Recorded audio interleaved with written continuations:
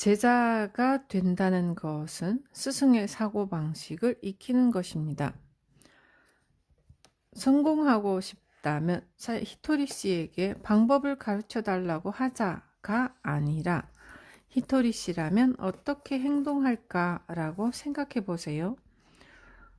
우선은 히토리 씨가 샐러리맨이라면 어떻게 할까? 히토리 씨가 주부라면 어떻게 할까? 라고 생각해 보세요. 지금 자신이 껴안고 있는 문제를 히토리 씨라면 이라고 가정하여 생각해 보는 거죠. 히토리 씨라면 어떻게 할까라는 씨앗을 스스로 뿌려두지 않으면 열매 또한 맺히지 않습니다. 앞에서 설명한 마스시타 고노스케에게 한 수 배우고 싶다면 마스시타 씨라면 어떻게 할까라고 생각해 보세요. 또는 이나모리 가즈오에게 배우고 싶다면 이나모리 씨라면 어떻게 할까라고 가정해 보시고요. 만약 이 방법이 틀렸다고 판단되면 그 사람의 제자가 될 필요가 없습니다. 누군가의 제자가 된다는 건 그 사람의 사고방식을 익히는 것이니까요. 그러나 그 사람이라면 어떻게 할까라고 생각해 보지 않은 채 행동하면 결국 자기 생각대로만 행동하게 됩니다. 그리고 지금껏 성공하지 못한 자신의 생각대로 행동한들 잘 될 가능성이 매우 낮습니다. 세상의 불황과 자신의 불황은 별개입니다. 이 세상은 풍요로움으로 넘치고 있습니다. 신은 인심이 후하답니다. 이 사실을 염두에 두지 않고 요즘은 심한 불경기야 라고 말하면 자신의 주변에 불안의 파동을 내뿜게 됩니다. 인간은 자기가 뿌린 대로 거두는 존재니까요. 세상이 냉혹해 라고 말하는 사람에게는 냉혹한 일만 일어납니다. 그러니 그는 세상이 냉혹하게 느껴지겠죠. 이 세상에는 인과 법칙이 존재합니다. 어떤 일의 결과에는 반드시 그 원인이 존재하기 마련이고요. 돈이 없어 라고 말하는 사람들은 대체로 돈 쓰기를 좋아합니다. 그래서 있는 대로 써대니 돈이 남아나지 않습니다. 저금을 좋아하는 사람에게는 반드시 모아둔 돈이 있습니다. 세상의 불황과 당신의 불황은 별개의 문제입니다. 그런데 돈이 없는 이유에 대해 요즘 세상이 불황이니까 라고 변명하기 시작하면 불황이니 어쩔 수 없지 라고 단정 짓고 스스로 노력하지 않게 됩니다. 이렇게 해서는 결코 일이 풀리지 않습니다. 우리에게 주어진 문제는 어떤 문제라도 반드시 해결할 수 있고요. 부모와 자식은 각자 성장합니다. 예전에 어떤 사람이 딸이 수험 공부 때문에 신경질적이고 거칠게 변했어요. 어떻게 하면 좋을까요? 라며 고민을 상담해 왔습니다. 실제로 이런 상담은 아주 흔합니다. 아무리 자기 자식이라도 해줄 수 있는 일과 해줄 수 없는 일이 있는 법이죠. 아이를 안락한 집에서 살게 해주거나 삼시세끼를 먹여줄 수는 있어도 아이의 행복까지 부모가 모두 책임질 수는 없습니다.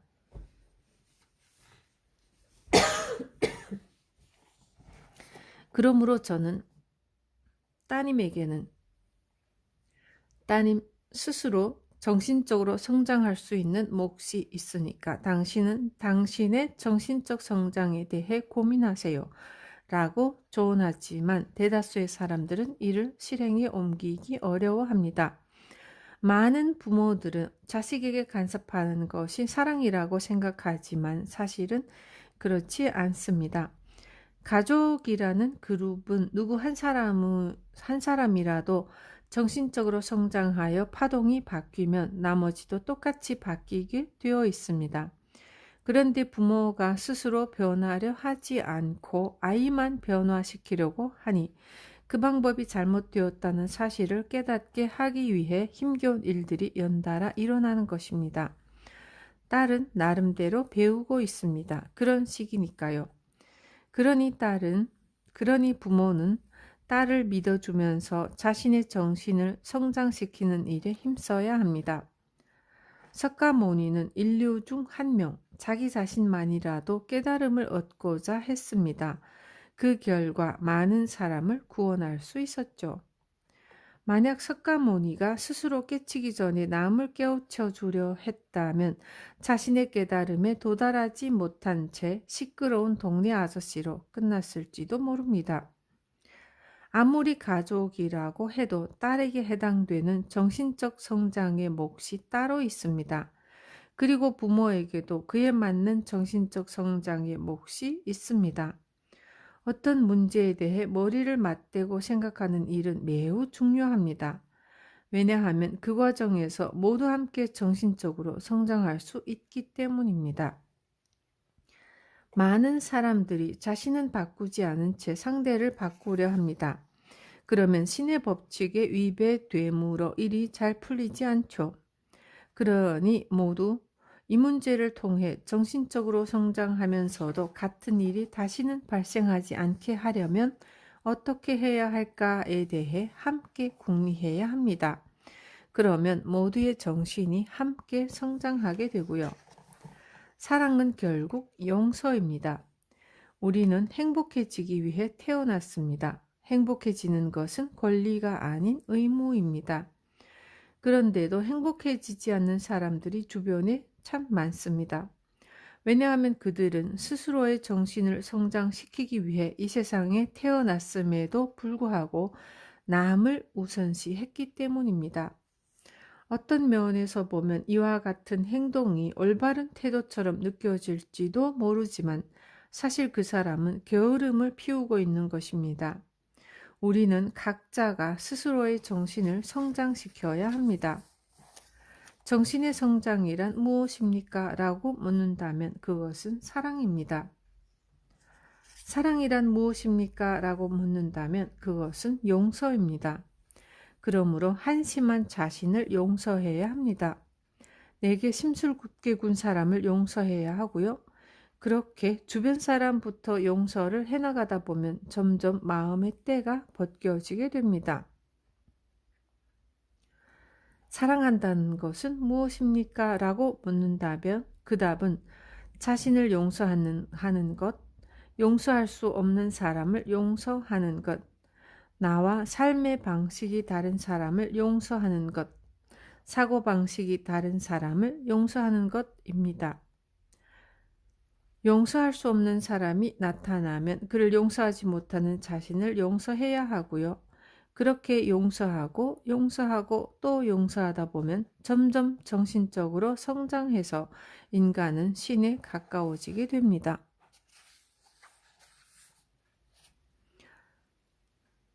자주 싸우거나 종종 사고를 내는 사람에게 부자의 비밀편지. 왠지 모르게 자주 싸움을 벌이거나 종종 사고를 내는 사람이 읊어보았으면 하는 말이 있습니다. 바로 이것입니다. 나를 좀 더 용서하겠습니다. 당신이 이 말을 읽고서도 아무것도 느끼지 못했다면 그저 주의가 부족한 탓입니다. 하지만 이 말을 읊었을 때 무언가가 느껴진다면 그것은 당신이 스스로에게 죄책감을 느끼고 있거나 자신의 일부분을 용서하지 못했다는 뜻입니다. 그러나 당신이 그렇게 된 데는 나름대로 오랜 역사가 있으며 당신은 그런 사고방식으로 스스로를 지켜왔습니다. 그러니 나를 좀 더 용서하겠습니다. 라고 말해보세요. 나를 좀 더 용서하겠습니다. 라고 하루에 10번 말하고 이를 습관 삼아 오랜 기간 매일 반복하다 보면 고작 이런 걸 그동안 용서하지 못했다니 라는 생각이 들게 됩니다. 또한 자신이 용서할 수 없었던 부분에 대해서도 알게 되어 기분이 몹시 편해집니다. 세간의 이목을 지나치게 신경 썼다거나 불필요하게 자신을 궁지로 몰아넣었다거나 자신을 속박했던 일들을 나를 좀 더 용서하겠습니다 라는 말로 표현하고 나면 마음이 해방되고 한결 편해집니다. 이 말 외에도 이 책의 여러 가지 문장 중 당신에게 맞는 문장을 골라서 읊으면 됩니다. 문장을 읊어서 기분이 좋아지거나 마음이 가벼워진다면 그것이 당신에게 잘 맞는 문장입니다. 그러니 계속해서 반복해서 읊어보세요. 행동하면 옳은지 그른지 알 수 있습니다. 꿈을 이루기 위해서도 그리고 문제를 해결하기 위해서도 절대적으로 필요한 요소가 있습니다. 그것은 바로 행동입니다. 이 지구는 행동의 별입니다. 이 말의 뜻은 다음과 같습니다. 우리의 본질은 영혼입니다. 우리의 영혼이 지구라는 별에서 육체 속에 갇혀 있는 거죠. 영혼은 사람이 죽기 일주일쯤 전부터 육체에서 빠져나와 만나고 싶은 사람을 만나러 갈 수 있습니다. 육체에서 빠져나온 영혼은 단번에 오키나와에서 홋카이도의 친구 집까지 갈 수 있고요. 우리는 이러한 일을 영혼의 작별 인사라고 합니다. 할아버지가 돌아가시기 전날 내 머리맡에 서 있었어 라는 식의 체험담을 가끔 듣습니다. 이 또한 작별 인사이고요.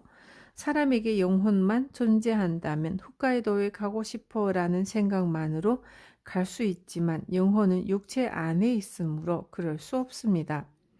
실제로 도쿄의 신코이와에서 홋카이도까지 가려면 우선은 신코이와역까지 간 다음 다시 도쿄역으로 가서 열차를 타거나 하네다 공항으로 가서 비행기를 타야만 합니다. 영혼만 있다면 밥을 먹을 필요도 없고 멋을 부리거나 치장을 할 필요도 없습니다. 그러나 우리는 육체를 부양해야 하므로 먹고 살기 위한 양식을 얻기 위해 일을 해야 합니다.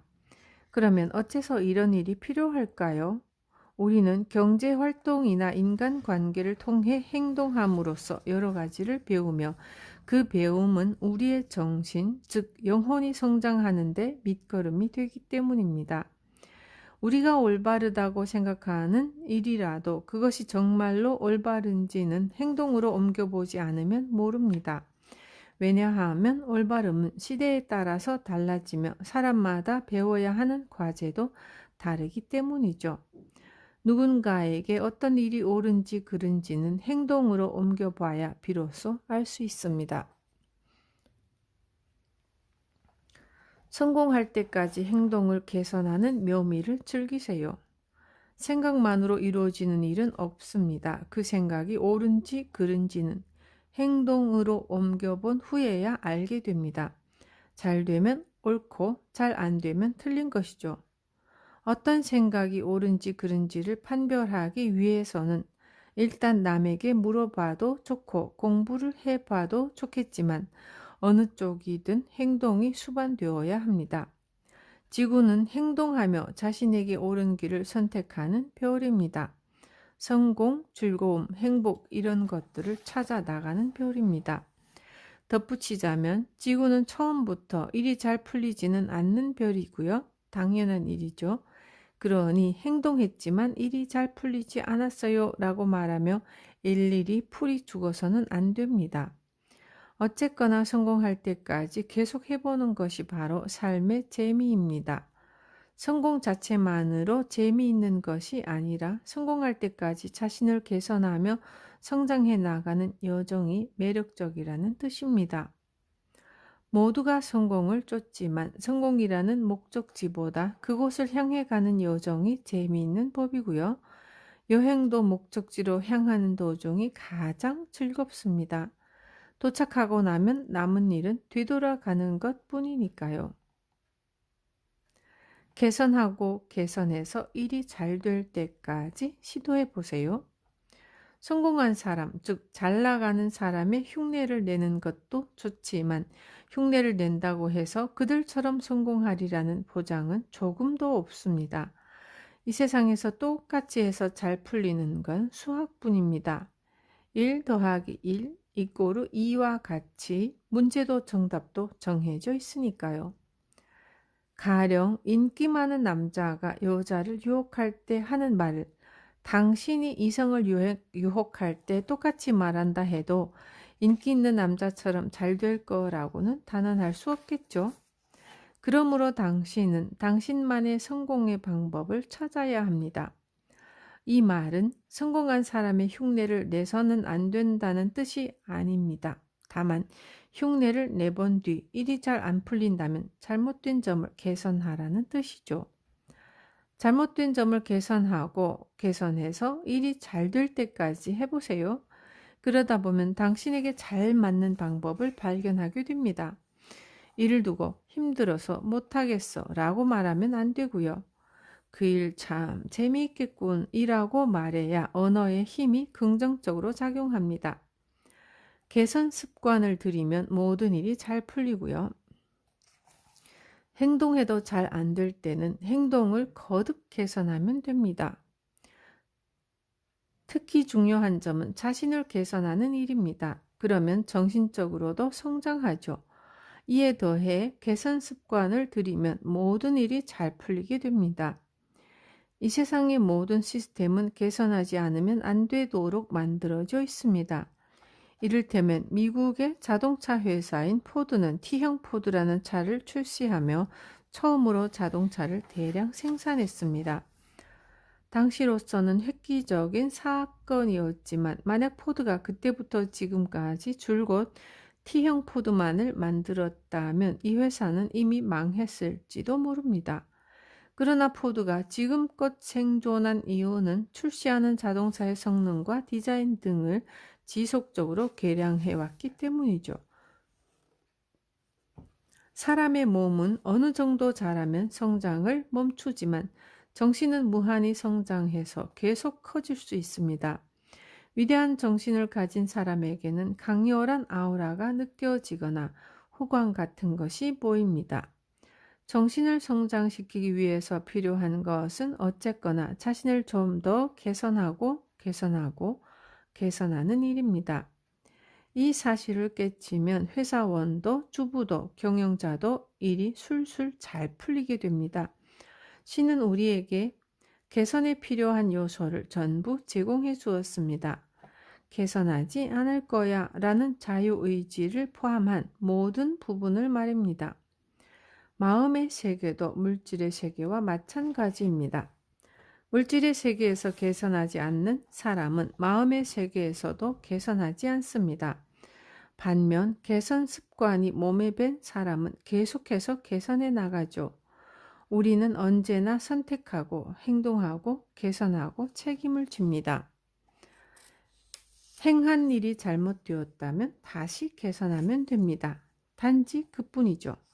스스로를 개선하는 사람은 일에서도 인생에서도 정신적 성장에서도 반드시 성공을 거둡니다. 행동하지 않는 사람도 결국 배우고 있습니다. 자신이 행동해서 잘 되었던 경험을 남에게 가르쳐주는 일은 매우 좋은 습관입니다. 하지만 일부 사람들은 시도해보기 전부터 그런 건 잘 안 될 게 뻔해 라고 속단해버립니다. 그러니 모처럼 좋은 이야기를 들려주어도 행하지 않기 마련입니다. 그런 사람들은 어떻게 될까요? 좋은 이야기를 들은 뒤 실행에 옮기지 않으면 어떻게 되는지를 체험하게 됩니다. 우리는 어쨌거나 무언가를 배우는 행동을 할 수밖에 없습니다. 아무것도 하지 않는 사람은 아무것도 하지 않는 행동을 취하면 그 결과가 어떻게 될지를 배웁니다. 그러니 저 사람은 모처럼 좋은 얘기를 들려줘도 아무것도 안 하네 라고 비판하지 말고 그가 안 한다라는 결단을 내렸으며 그럴 경우 어떻게 되는지를 배우는 중이라고 이해해주면 됩니다. 어떤 선택을 하건 간에 이 세상은 반드시 모든 것을 통해 배움을 얻게 되어 있습니다. 상대방의 정신적 성장을 믿어야 진짜 사랑입니다. 회사 사장이 사원의 행복을 빌어주는 일은 매우 좋은 태도입니다. 그러나 사장이 사원에게 월급을 제대로 주고 있으며 사원도 열심히 일하고 있다면 나머지는 사원 개개인의 문제입니다. 행복해질지 말지는 그 사람 개인의 문제니까요. 부모가 아이에게 밥도 안 주면서 행복해져라 라고 말하는 건 이상하지만 어느 정도 환경을 조성해 주었다면 나머지는 아이에게 달려 있습니다. 마루칸에 입사해서 행복하게 만들어 주세요 라고 말해봤자 제가 남의 행복을 대신 이루어 주는 건 불가능합니다. 하지만 이 말이 당신은 행복해질 수 없어요 라는 뜻이 아닙니다. 제가 누군가에게 상품을 제공하거나 판매법을 알려주거나 행복해지는 사고방식을 가르쳐 줄 수는 있습니다. 그러나 실제로 행복해질지 말지는 그 사람 자신의 행동에 달려 있습니다. 행동하지 않는 사람을 보면 어떻게든 도와주고 싶어 라는 생각이 들지도 모르지만 그것은 얕은 사랑입니다. 그보다 자신이 할 수 있는 일은 미리 해둔 다음 나머지는 상대를 믿고 맡기는 편이 좋습니다. 믿음이야말로 깊은 사랑입니다.